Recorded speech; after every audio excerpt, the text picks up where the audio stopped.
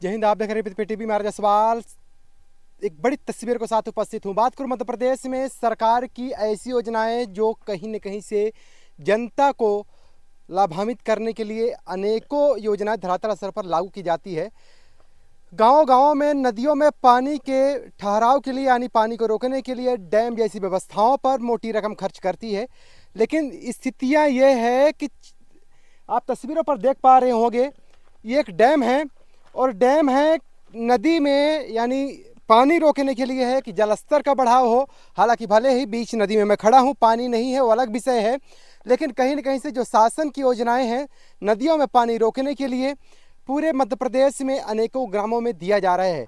लेकिन जिस तस्वीर को मैं दिखाने का प्रयास कर रहा हूं और जिस मोटी रकम की हम बात करने जा रहा हूं, आखिर उस रकम में डाका डालने वाले कौन लोग हैं और उस गुणवत्ता पर आखिर प्रकाश क्यों नहीं पहुंच पा रहा है, ऐसे तमाम कई हम इस मुद्दे पर आज खुलासा करने का प्रयास कर रहा हूं। आप लगातार बने टीवी के साथ। मैं बात करूं, ये जो तस्वीर है, ये जो जगह है, ये नवीन जिले मऊगंज अंतर्गत नईगढ़ी तहसील से है और नईगढ़ी तहसील में ग्राम पंचायत छत्रगढ़ कला का है। देखेंगे ये नदी है, इस नदी का नाम जो दिया गया है कंगास नाले के रूप में दिया गया है।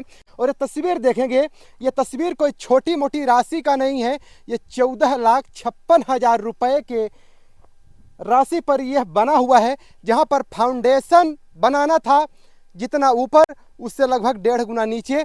लेकिन फाउंडेशन जिस स्थितियों में आप देख पा रहे हैं, अगर फाउंडेशन जिस तरह से अगर बनाया गया है तो उसकी मिट्टी किस रूप में है आप तस्वीरों पर देख पा रहे होंगे।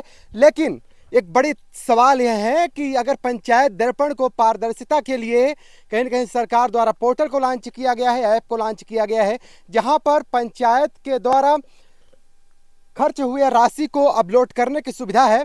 लेकिन तस्वीरें आप देखेंगे, जो तस्वीरें आप देख पा रहे होंगे, उन तस्वीरों पे तो आप भी चौंक जाएंगे कि क्या एक ही रसीद को 4 बार रिपीटेड किया गया।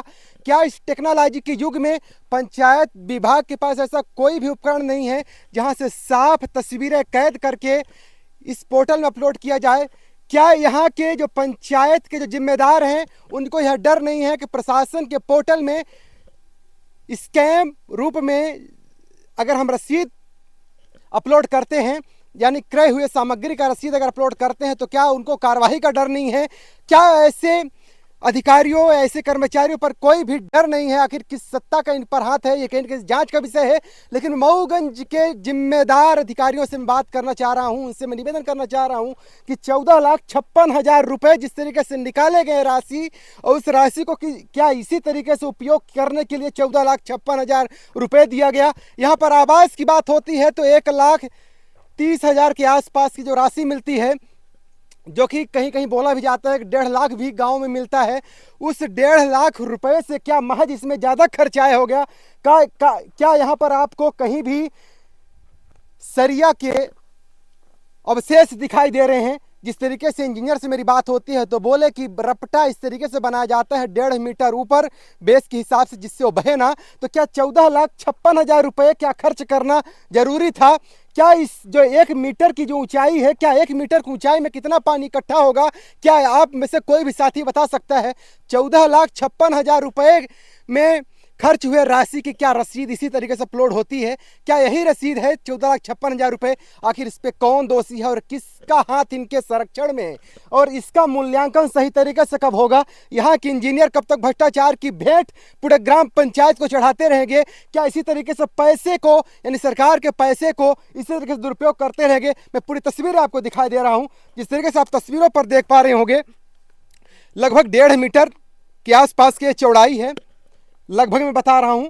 और यहां से अगर बात की जाए चौड़ाई की तो लगभग 10 मीटर के आसपास का आंकड़ा है। हालांकि एक्चुअल हमारे पास यहां पर मेजरमेंट नहीं है, इसलिए मैं एक्चुअल नहीं बता सकता हूं। लेकिन तस्वीरें, क्या 14,56,000 रुपए का ये डैम है और ये डैम क्या पानी को रोक पाएगा? जहां पर ना तो किसी भी तरह से सरिया दिखाई दे रहा है, ना सरिया कोई अवशेष दिखाई दे रहा है।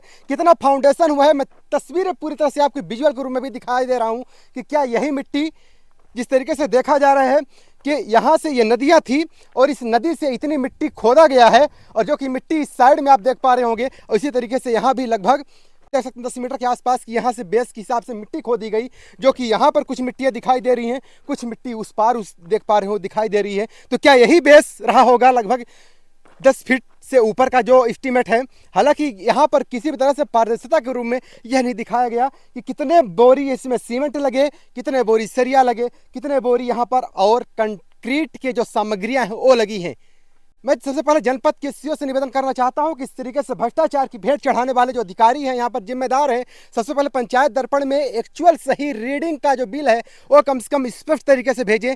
और इसके बाद में मैं जनपद अध्यक्ष से निवेदन करना चाहता हूं कि आपको जनता ने बड़ी उम्मीदों से चुना है और उस उम्मीदों पर आपको खरा उतरना कहीं न कहीं से स्वाभाविक से एक निवेदन जो जनता का है वो पीड़ा आपको बताने का प्रयास कर रहा हूं कि भ्रष्टाचार की भेंट इस ग्राम को न पहुंचाया जाए, इस भ्रष्टाचार की भेंट इस तरीके से विकास को न पहुंचाया जाए, इस तरीके से विकास को न डाला जाए। और जिला के जिम्मेदार अधिकारियों से निवेदन करना चाहता हूँ कि ऐसे विकास को लेके एक सही मार्गदर्शन अधिकारियों को दें और इसके बाद अगर दोषी पाए जाते हैं तो सीधे निलंबन की कार्रवाई होना चाहिए, तब जाके इनके मन में डर आएगा। चलिए फिर भी क्या कुछ कार्रवाई होती है। छत्तीसगढ़ कला पंचायत का ये दृश्य है, ये पहला डैम है। इस तरीके से अनेकों पंचायतों में इस तरीके से दृश्य आपको देखने को मिल सकते हैं। हालांकि आपके आसपास पंचायतों में क्या कुछ दृश्य है आप बताना न भूलिएगा।